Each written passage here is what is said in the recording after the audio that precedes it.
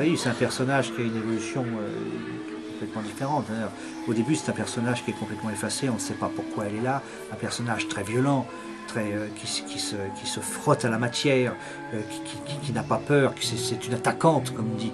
Et puis tout doucement, on comprend qu'elle aussi, elle est enfermée. Elle est enfermée dans cet endroit. C'est la seule qui montre peut-être vraiment. On sent qu'elle a envie de partir, qu'elle a envie de sortir, qu'elle a envie de rencontrer d'autres gens, une autre famille, elle a envie de vivre, quoi. Et puis évidemment, elle a envie d'amour, ce qu'elle n'a pas, ce qu'elle ne trouve pas du tout dans cet endroit clos. Si on peut parler de poésie, oui, c'est parce qu'elle est amoureuse, je pense, d'un personnage dans le spectacle. Et bon, bah, c'est pas si simple que ça. Ce personnage aussi est enfermé, donc il n'y a pas d'issue possible. Mais peut-être que c'est le seul personnage qui va s'en sortir, en tout cas qui va s'enfuir. Parce qu'on parle de... Les autres ne partiront pas, c'est plus possible. Ils ont trop de choses en commun, ils ont un passé trop dur, puis ils sont trop vieux, et puis ils ont leurs habitudes, et on ne recommence pas les choses comme ça tous les jours. Non, elle, oui, je pense, oui, elle est capable de s'en aller et de recommencer autre chose. Et elle va laisser son amoureux? Bah, elle va laisser son amoureux, je pense qu'elle ne va pas le suivre.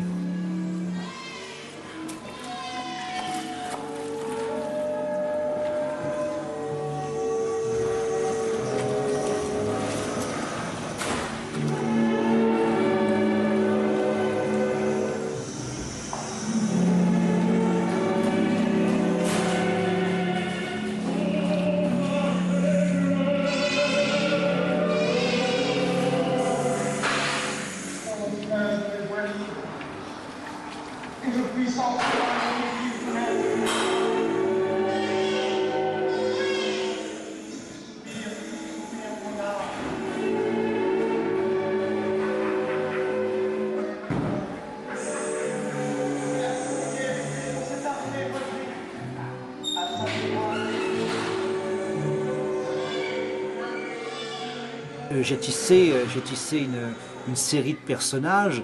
Bon, j'essaie de tirer les ficelles et puis de raconter des histoires très communes qu'on voit tous les jours quand on s'assoit à la terrasse d'un café, ou quand on est dans le métro, ou quand on marche dans la rue, quand on